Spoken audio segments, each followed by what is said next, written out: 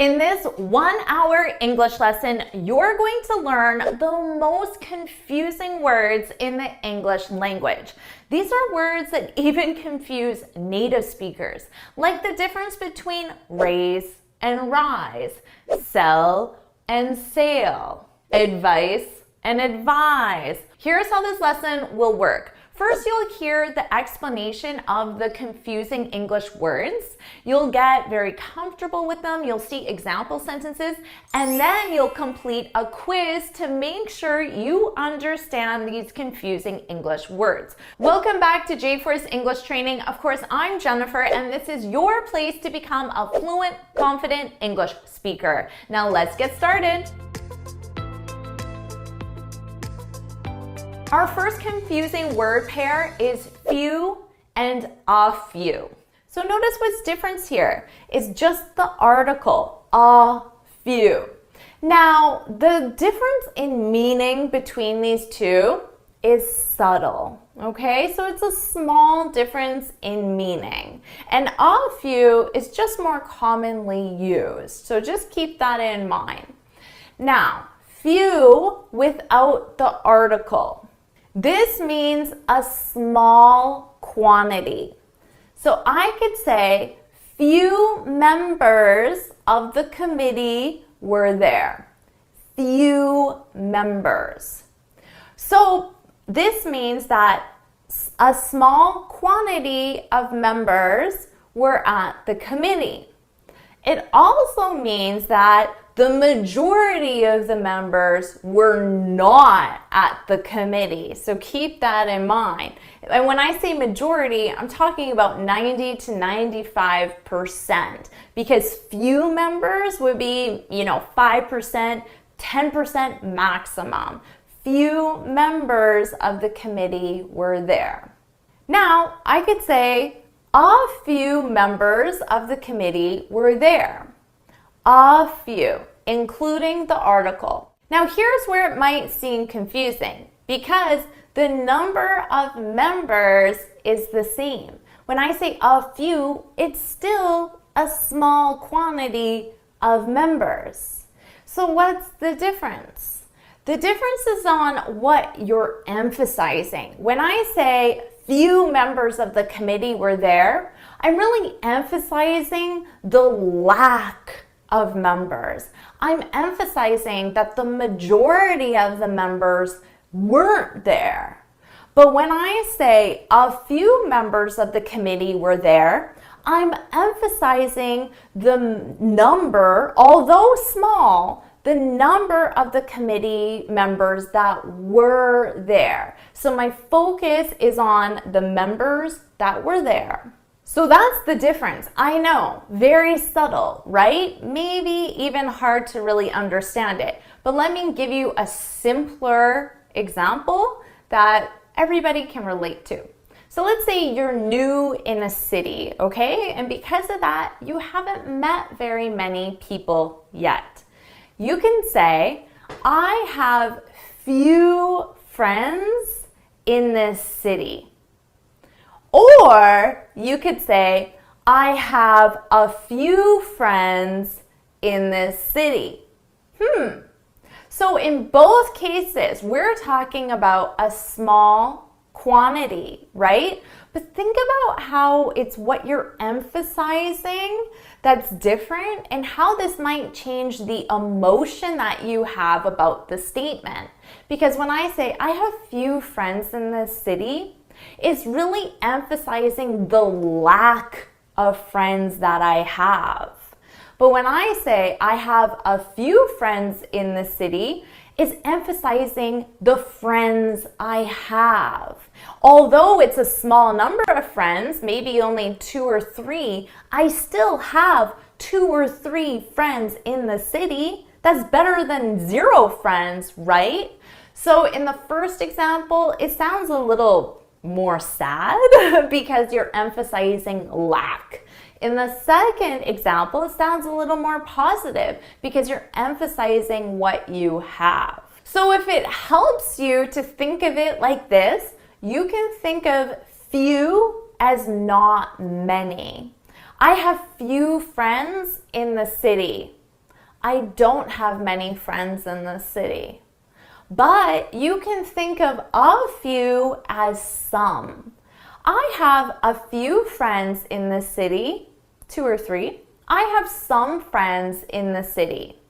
So they're more closely related and they differ from few. So hopefully that will help you understand the meaning. And remember, it's a very subtle difference, but that article does make a difference. So now it's your turn to practice.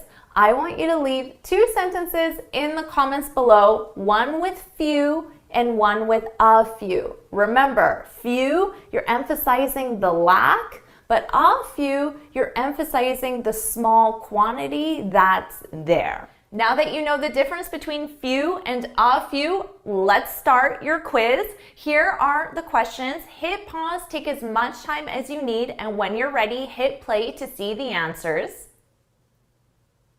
Here are your answers. Hit pause and compare your answers to these to see how well you did. So how did you do with that quiz? Share your score in the comments below, and let's move on with our next confusing word pair. Now let's look at sometime, and sometimes. Sometime as one word is an adverb. And we use this to talk about an unspecified point in time. Now, when I say point in time, that's important because we're not talking about a span of time, a time that has a duration. We're talking about an unspecified point in time. So I could say, you should visit me sometime. You should visit me sometime. Now, when I say sometime, it's not specified. It could be tomorrow, it could be next week, it could be next year, it could be next month, any time. Now, I could also say, I'll clean the garage sometime soon. So notice I added soon onto it because I just said it could be tomorrow or it could be next year. So if you want to make the time a little more specified but still unspecified, you could add soon, sometime soon. I'll clean the garage sometime soon. Now let's talk about sometime, 2 words. So this is an expression. An expression is simply when 2 or more words are combined to have one meaning. Now, the meaning for this expression, sometime, is a period of time. So that's why it was important to specify in our last example that it was an unspecified point in time, because as 2 words, sometime, it's a span of time. And it's generally a longer span of time. So you can think of it as a while. So I could say, it will be some time, 2 words, until restaurants reopen. So when I say some time, we don't know how long, but I know it's a longer span of time. I could also say, it took me some time to clean the garage. So again, it's not specified. I don't know exactly, was it an hour, 2 hours, 3 hours? I don't know, but it wasn't 5 minutes because I said some time, which is a longer period of time, a while. Now, sometimes as one word with an S. This is an adverb, and perhaps it's the one that you're most familiar with because this is an adverb of frequency used with the present simple verb tense. Sometimes means occasionally, but not often. So when you think about our adverbs of frequency, you can see that sometimes it's not as often as usually, but it's more often than rarely. So you can think about it as about 3 times a week. So I could say, she sometimes orders takeout for lunch. I know this is not something she does every day, but it's something she does occasionally, maybe about 3 times a week. And remember, it's an adverb of frequency used with the present simple. So my verb is in the present simple. Now, just to use our garage example, so you can see all three of them and compare them side by side, I could say he sometimes cleans the garage. So he does it occasionally, but not often. So maybe 3 or 4 times a year. But other things he does every single week, like clean his kitchen, but he sometimes cleans his garage. Are you ready for your quiz? Here are your questions. Hit pause, take as much time as you need, and when you're ready, hit play to see the answers. Here are the answers. Hit pause, compare your answers to these, and see how well you did. So how did you do with that quiz? Share your score in the comments below and let's move on. Now let's look at sell and sale. Now, the main difference is that sell is a verb, to sell, and sale is a noun, which means it's a thing. We can use it with a sale, the sale, or even for sale. So let's talk about the verb to sell. Now, to sell, this simply means to make something available for purchase. But because it's a verb, we're talking about it as an action, okay? So keep that in mind. For example, the store sells athletic goods. Now, of course, because it's a verb, we have to conjugate our verb with the subject. Here, the store, it. So we need to add an S onto the verb. And we also would need to put it in the correct verb tense as well.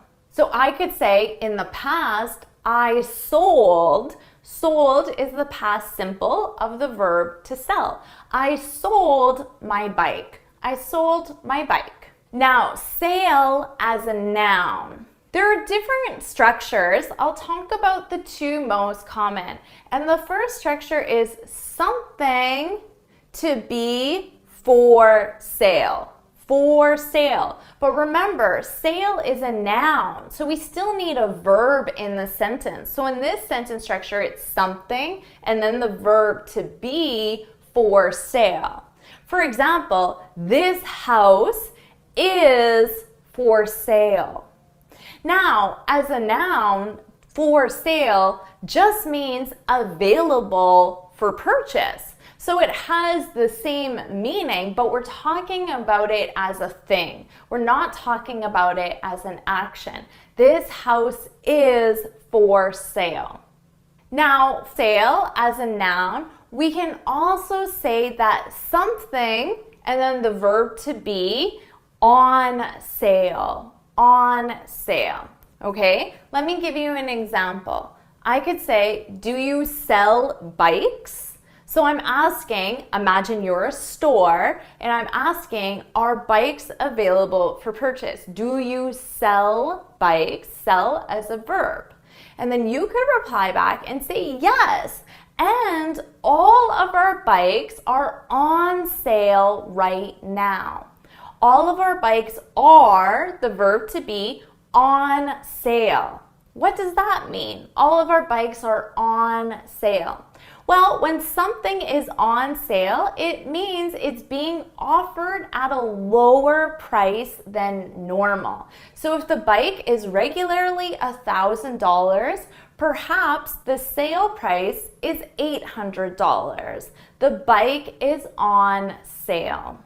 Now, using the article a sale, that would just be talking about the fact that things in the store are available for purchase at a discounted price. So I could say this store is having a sale this weekend.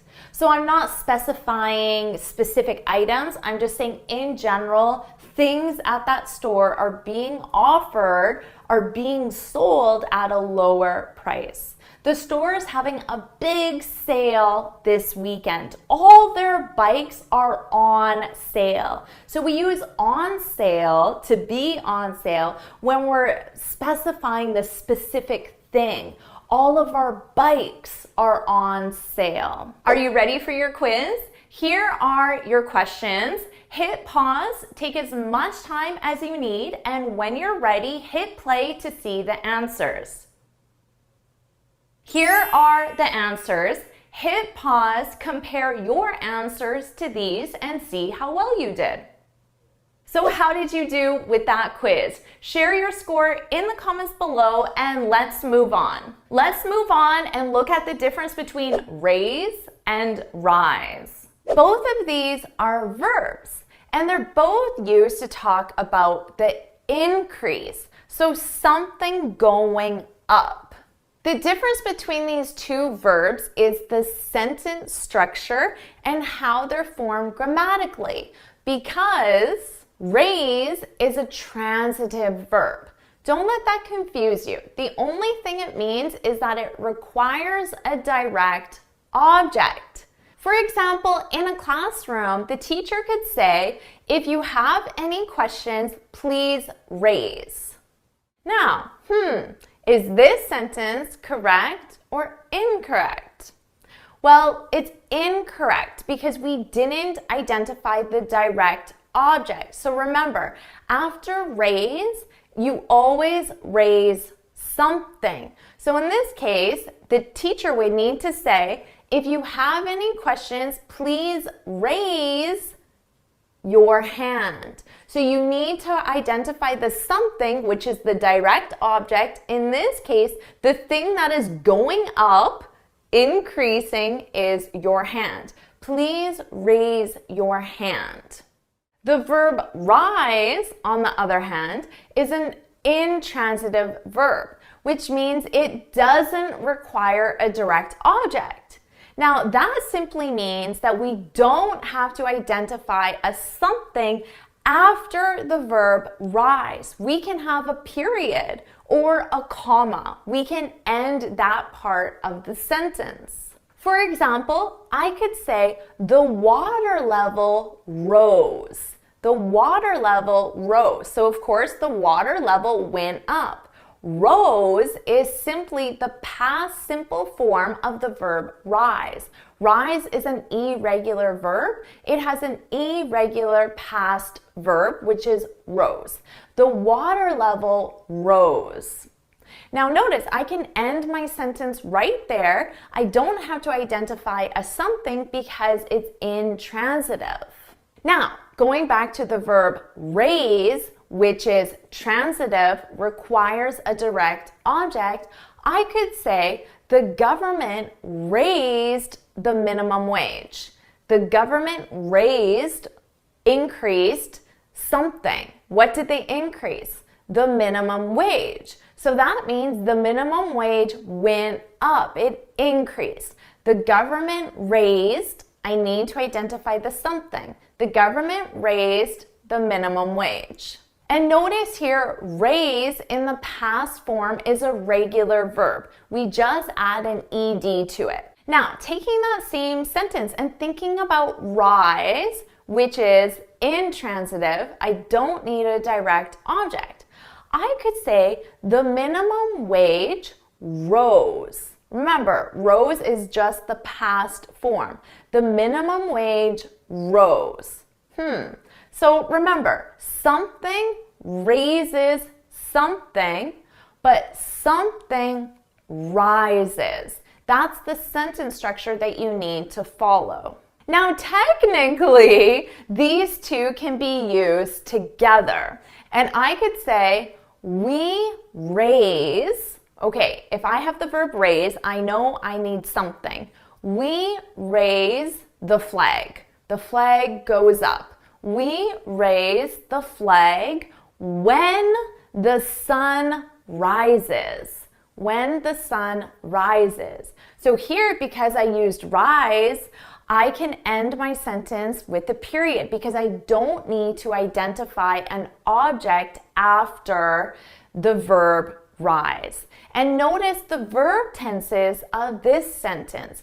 Both the verbs are in the present simple because this is a routine action. We raise the flag when the sun rises. Are you ready for your quiz? Here are your questions. Hit pause, take as much time as you need, and when you're ready, hit play to see the answers. Here are the answers. Hit pause, compare your answers to these, and see how well you did. Awesome job. Let's move on and look at all and every. Now, both of these are used with people and things. They both have the same meaning. The difference is the grammar. So we need to look at the sentence structure. The important thing to keep in mind is that we use all plus a plural noun or an uncountable noun, and we use every with a singular noun. This is a mistake I see from even my advanced students, but it's a very easy mistake to fix. So make sure you write this down, really important. Now, this is a question that a student submitted.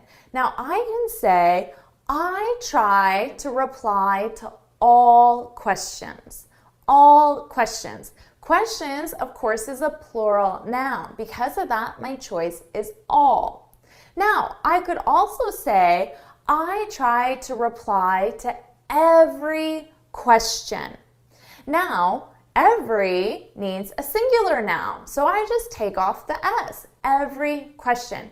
Both of these have the exact same meaning. There's no difference between them, and it really doesn't matter which one you use. I'm sure I use both just interchangeably. I would say that all puts more focus on a group, seeing the questions as one group, and then every puts more focus on the individual questions, but then within a group. So there's a subtle difference of what you're focusing on, but honestly, that's such a small difference. I'd say that these are just used interchangeably. But remember, we also use all with an uncountable noun. So let's take an uncountable noun that I see a lot of mistakes with, and that's the noun advice. Advice is uncountable. You can't put an S on it. Now, in that case, I need to use all, even though advice doesn't have an S because it's uncountable. So I could say, thanks for all the advice. Thanks for all the advice, okay? But there's a way that we can take our noun advice and make sure that someone understands that we're talking about one. And we do that by adding piece of before advice. Piece of advice. That's how a native speaker specifies that it's one. So in this case, I could say, thanks for every piece of advice you gave me, okay? Because piece is now our singular noun that I'm using with every, not advice. Because of that, I need every. So make sure you pay attention to uncountable nouns. Those might be just a little trickier. Now, it's very common to start your sentence with all or every. The same rules apply. I could say, all students need to bring their ID to the exam. All students. Plural, of course, plural noun with all. And that would become, every student needs to bring their ID to the exam. Now, notice what also changes here. It's the verb in the sentence. Of course, all students, I need to conjugate my verb with they. They need. But with every student, I'm conjugating it as third person singular, either he or she. He needs. she needs. So don't forget when all or every come at the beginning of the sentence that your verb also has to match your noun. So now you have everything you need to fix this common mistake that I see. I hope that answered your question for you. Now there's one last thing for you to do, and that's to practice. So I want you to leave an example in the comments below, one using all and one using every. Now just to get lots of practice, why not see if you can do an example where all and every are in the middle of a sentence, and then definitely one where all and every start your sentence, so you can get comfortable conjugating that verb as well. So that's 4 sentences in total. Put them in the comments below. Are you ready for your quiz? Here are your questions. Hit pause, take as much time as you need, and when you're ready, hit play to see the answers. Here are the answers. Hit pause, compare your answers to these, and see how well you did. Let's keep going and look at all and whole. Let's talk about how to use all and whole with time references. So let's take a look at 2 example sentences. I could say, I worked all the day. I worked the whole day. What do you think about these 2 examples? Are they correct? Are both of them correct? Is one of them incorrect? What do you think? So let me know in the comments. Number 1, correct or incorrect? And then number 2, correct or incorrect. So take some time, review them, pause the video if you need, and put your answer in the comments. So this is one of the most common mistakes that I hear from students. I hear it every day, and to a native speaker, it sounds very odd, unnatural, and it's definitely obvious that you're still struggling with English. But it's an easy mistake to fix, okay? Now, the mistake is with sentence number 1. Sentence number 2 is correct. I worked the whole day. Woohoo! That's a great sentence. Add it to your vocabulary. Sentence number 1, I worked all the day. This sentence is incorrect. Now, it's a minor mistake. Do you know what the mistake is? If you do, put it in the comments. Just try. It's really important that you try to understand the mistakes because it shows that you understand English at that deeper level. So really try to think about this. I worked all the day. In this case, we simply need to get rid of one word. When we do that, the sentence will be great. And the only thing we need to get rid of is the article. I worked all day.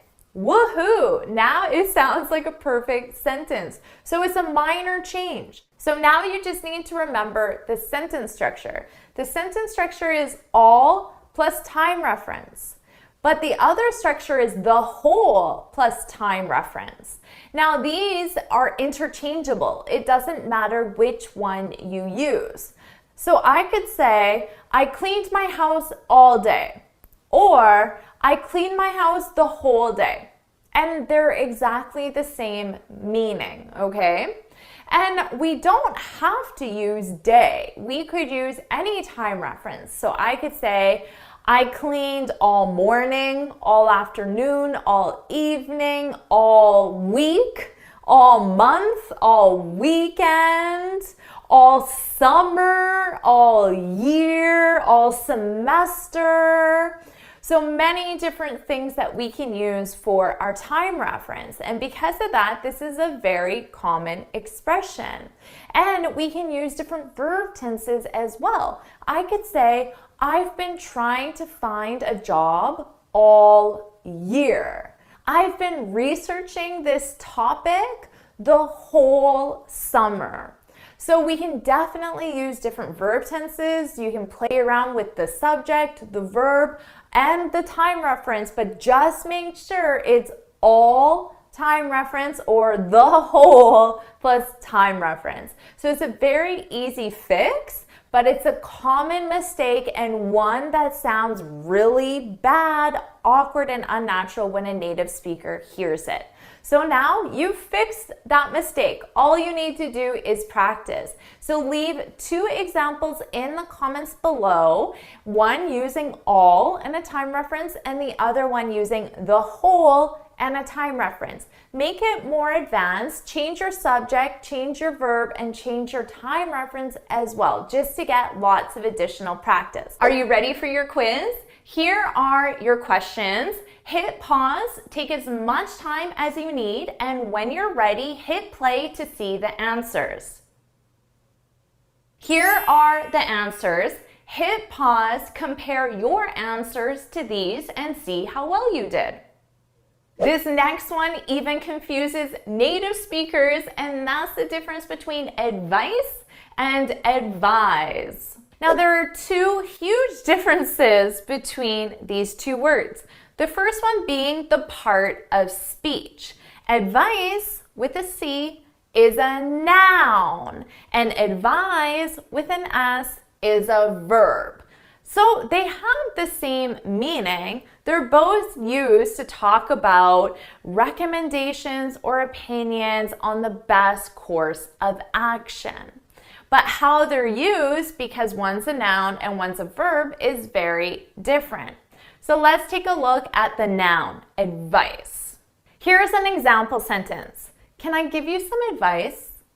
Can I give you some advice? Now here, notice that advice is singular. Advice is always singular. It never takes a plural form. That's one of the most common mistakes I see in the comments section, is a lot of students say, "Thanks, Jennifer, for the advices." That doesn't exist as a word in English, okay? So get that out of your vocabulary right now and remember that it's always singular. It can still take a plural possessive like some advice. Can I give you some advice? Now, because this is always singular, we do have an expression to identify that it's just one, and that's by using a piece of advice. A piece of advice. We use this because a piece of is what shows you that it's just one, okay? Because we don't know. When I say thanks for the advice, it could be one or it could be more than one, because advice never takes a plural form. So to get around that, we use a piece of. So I might say, can I give you a piece of advice? And that lets you know I have one thing to say to you. Now, otherwise, if I want to identify that as plural, remember I used some. Can I give you some advice? Now I'm going to say 2 or more things to you. So that's advice. Now let's talk about advise. Advise with an S is a verb, like I already said.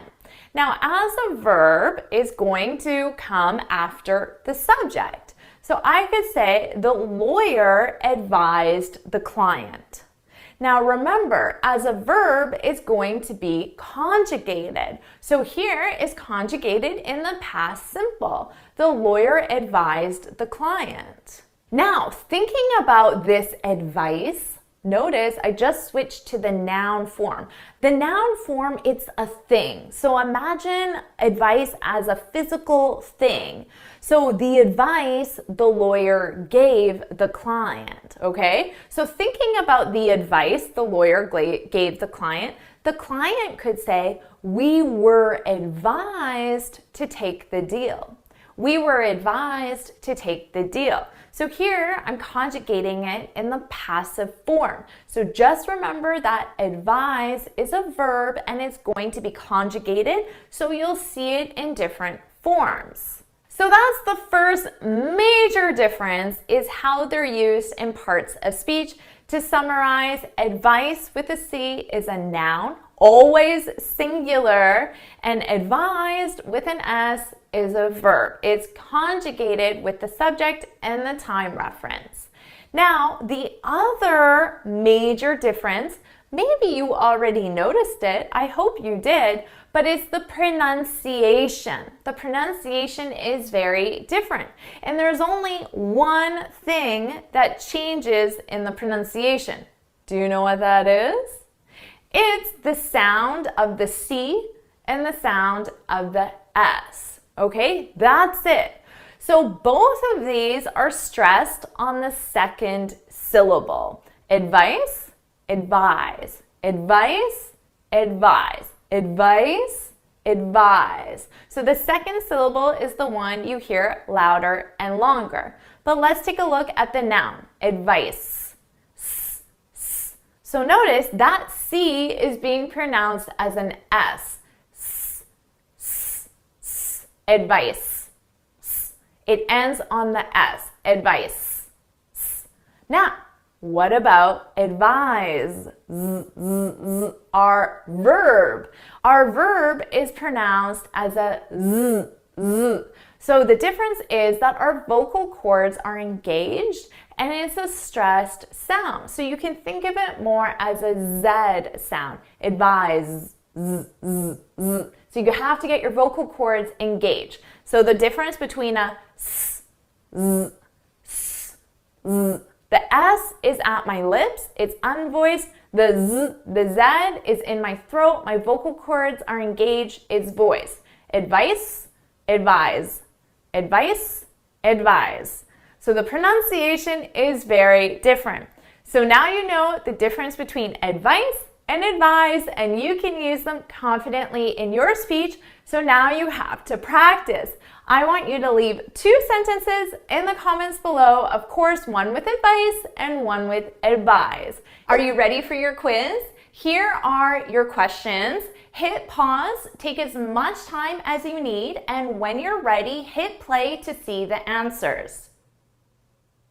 Here are the answers. Hit pause, compare your answers to these, and see how well you did.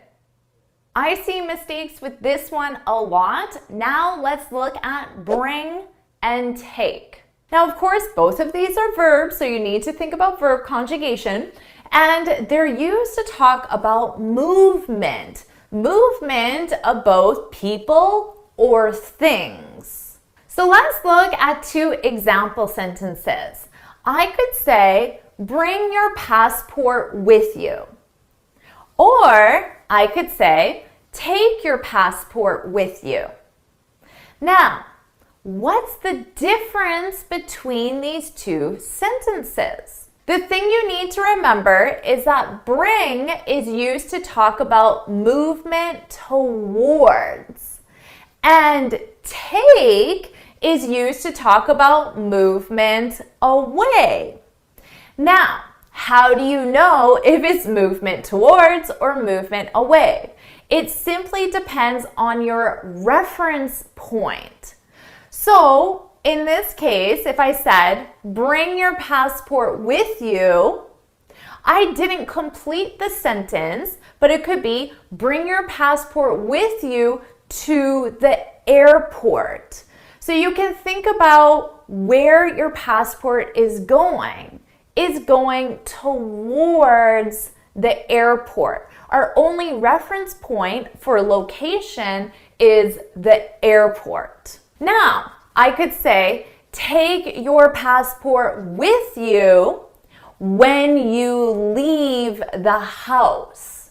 So in this case, our reference point is the house, and the passport is going away from the house. Take your passport with you when you leave the house. But remember, in my original examples, I didn't include either reference point. And it's common that we don't because it's obvious based on context. So if I'm standing in the house and I say to you, take your passport with you, as you're leaving, it's obvious that it means when you leave the house, right? Or if we're thinking about going to the airport and I say, bring your passport with you, the location is obvious. So a lot of times it's just there based on context and it's not explicitly stated. Now, in many cases, take and bring can be used interchangeably without a difference in meaning or without a miscommunication. So let's imagine that this is a report and I'm talking to a colleague. If I said, take the report with you or bring the report with you, it doesn't really matter because ultimately the report is moving and that's the only thing that matters. But let's think of another example where there is a specific time you need to use one or the other. Let's imagine that you're in a restaurant and you don't have a menu, okay? So you call the server and you say, excuse me, can you bring me a menu? Can you bring me a menu?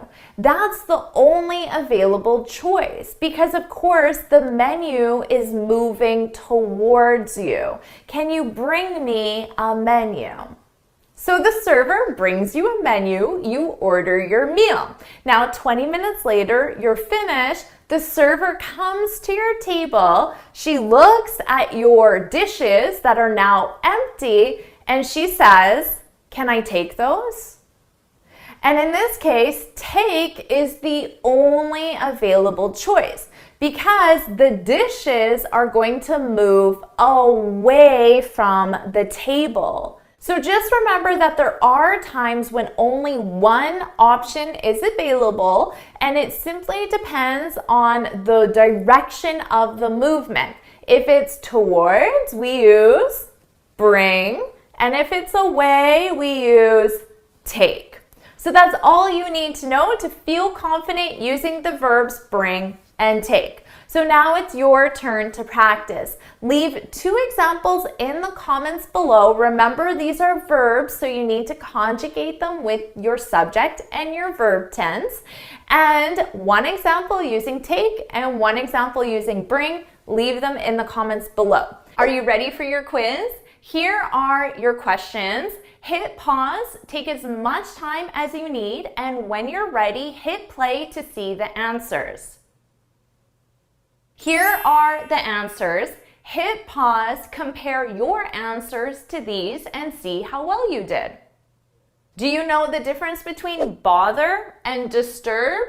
Let's find out. Now, first we'll look at them in the context of interrupt. So let's say that you want to talk to your professor at school and he's in his office and you're not sure if he's busy. So you can knock on the door and you can say, sorry to, now what would we want? Bother or disturb? Sorry to bother you, but sorry to disturb you, but what do you guys think? Bother or disturb? Well, in this case of interrupt, they're interchangeable. They have the same meaning, okay? So you can use either one and there's no difference. The only thing that I notice is that disturb, it's more formal, and bother just sounds a little more casual. Sorry to bother you, but I have a question. Sorry to disturb you, but I wanted to ask you a question. Now, I think the majority of people are using it in this specific context. However, we do have some other ways that we can use the verbs to bother or to disturb. So let's quickly discuss those. The verb bother also means to annoy or to cause problems for. And the sentence structure would be someone or something bothers someone. For example, let's say I work in an open space with lots of people around me, but I like listening to music while I work. I don't like wearing headphones. So I'm playing music out loud at my computer, even though there are other people around. Now, maybe I could be respectful of the other people and I could ask them, oh, is my music bothering you?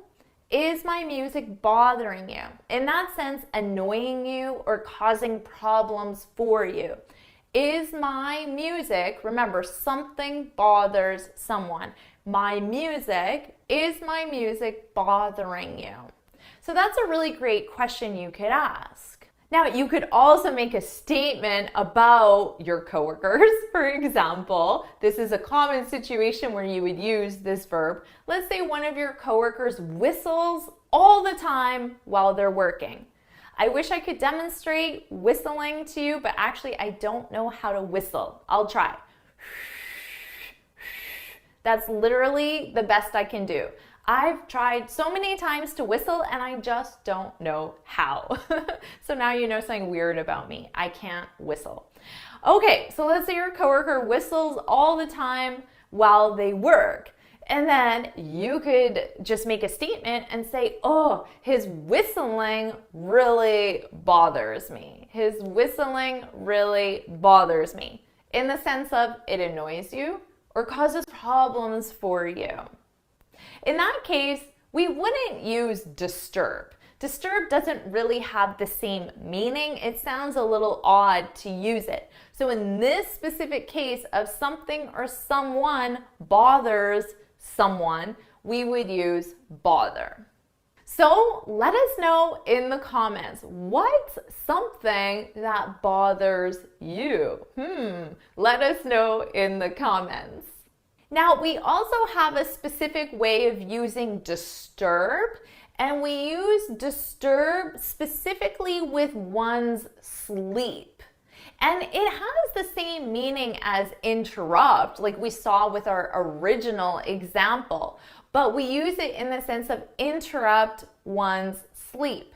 And that's why whenever you go to a hotel, the signs say, do not disturb. The little sign you can put on your door in the morning to let them know to leave you alone, those signs always say, do not disturb. They don't say, do not bother. I've never seen a sign with bother. It's always disturb. And that's because they're talking about your sleep. For example, let's say you come home and then your mother tells you, close the door quietly. I don't want to disturb your brother. Okay? So you would have to imagine in that case, your brother is sleeping. I don't want to disturb your brother.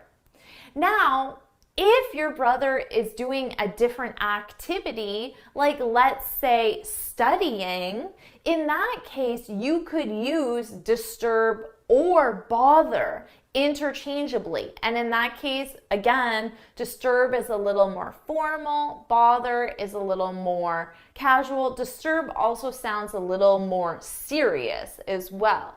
But specific to sleeping, we would use disturb. And now you know the difference between bother and disturb. Remember, before you go, leave your example in the comments of something or someone that bothers you and see if you can leave an example with disturb as well, just to practice. Are you ready for your quiz? Here are your questions. Hit pause, take as much time as you need, and when you're ready, hit play to see the answers. Here are the answers. Hit pause, compare your answers to these, and see how well you did. So how did you do with that quiz? Share your score in the comments below, and let's move on. Let's talk about maybe and perhaps. Now, first of all, you need to know that these are adverbs. And we use both of them when we think that something is possible, but not 100% certain. Now, although they both mean the same thing, maybe is more casual in tone, it's more conversational, and perhaps is more formal, more academic. Maybe is more commonly used. Now, the other difference is the sentence structure. Maybe we can use this at the beginning of a sentence. So I could say, maybe I'll go to the party. Maybe I'll go to the party. So this is when it's possible I'll go to the party, but it's not 100% sure. So I'm between yes, I'll go to the party and no, I won't go to the party. I'm between them. Maybe I'll go to the party. Another example, let's say your friend says, have you seen my phone? And you could reply back and you could say, maybe you left it in the car.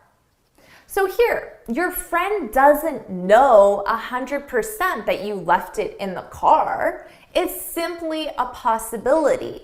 Maybe you were just in the car a short while ago. Maybe you were just in the car. Again, it's not 100% certain, it's just a possibility.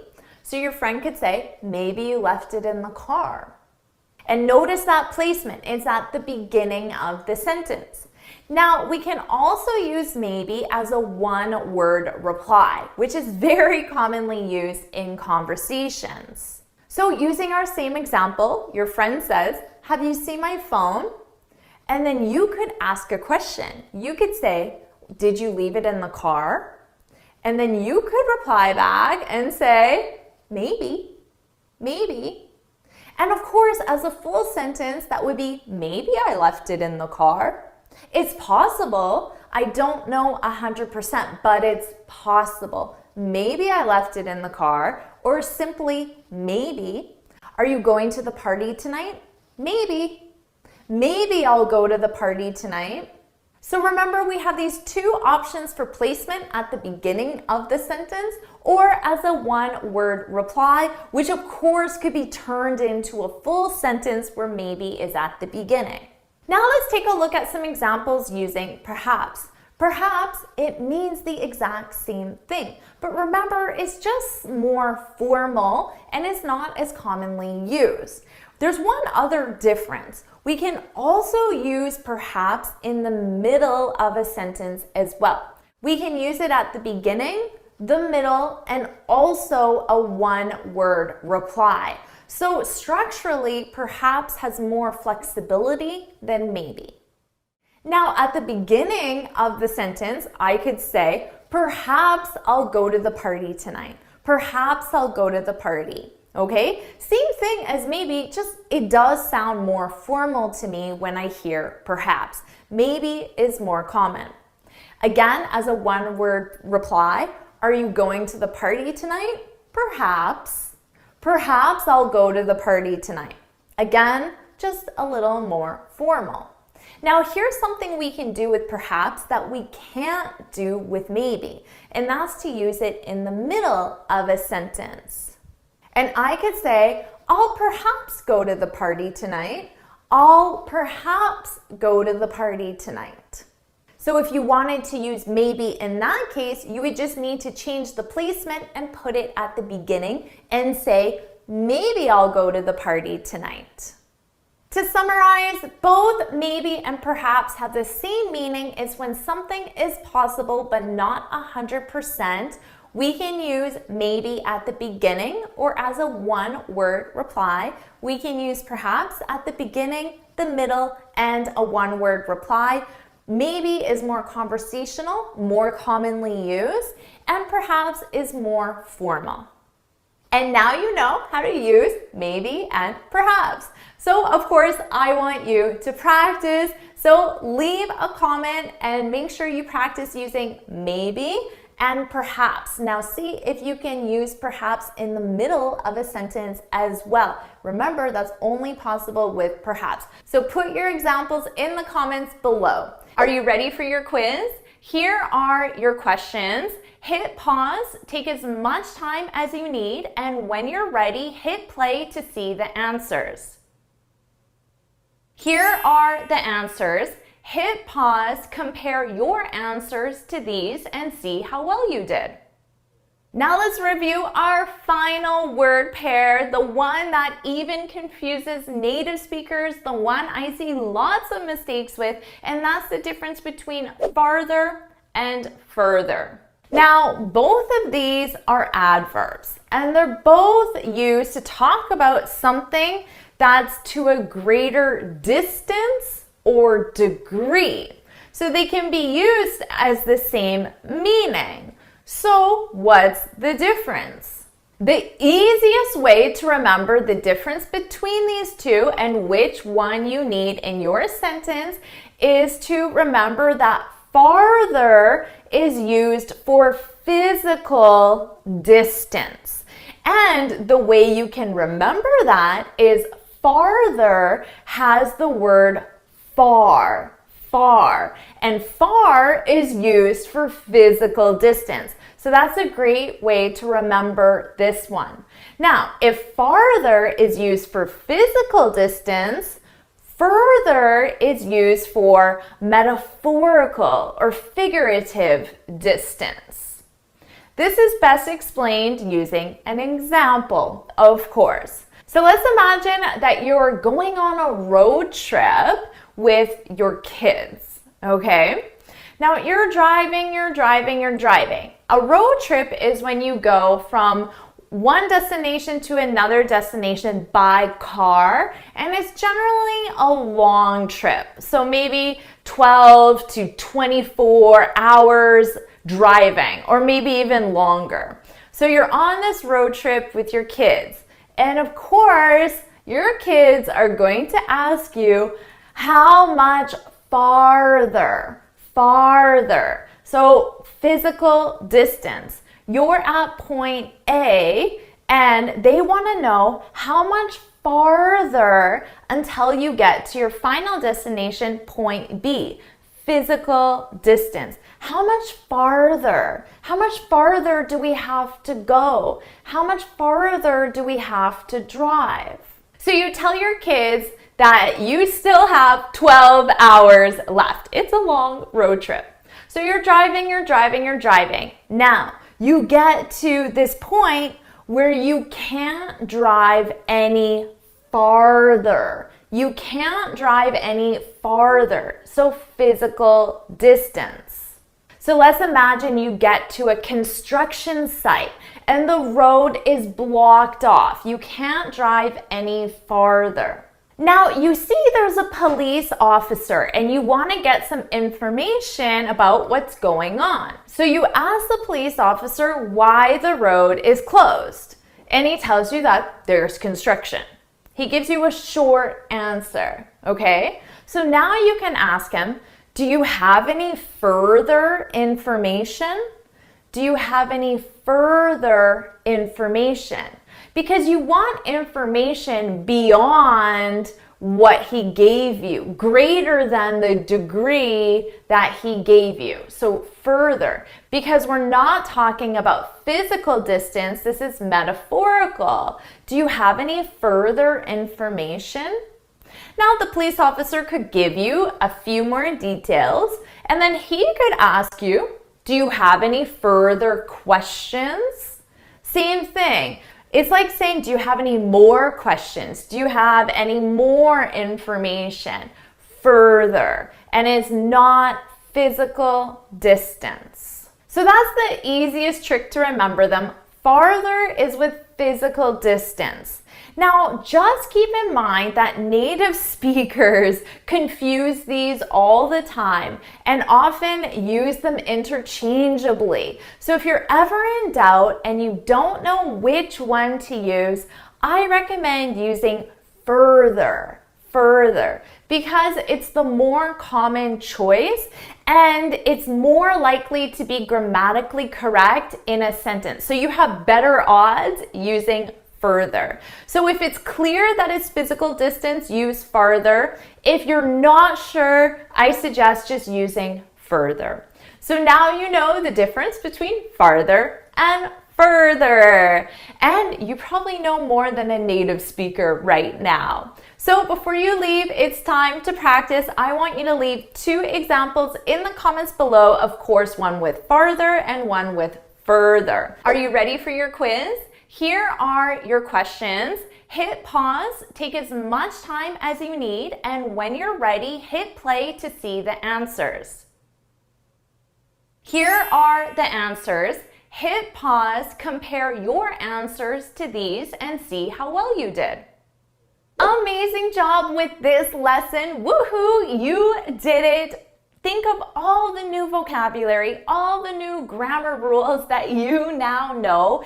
Feel free to come back to this video, do the quizzes again and again to feel really comfortable and confident, and make sure you share your scores in the comments below. And if you found this video helpful, please hit the like button, share it with your friends, and of course, subscribe. And before you go, make sure you head on over to my website, jforrestenglish.com, and download your free speaking guide. In this guide, I share 6 tips on how to speak English fluently and confidently. And until next time, happy studying!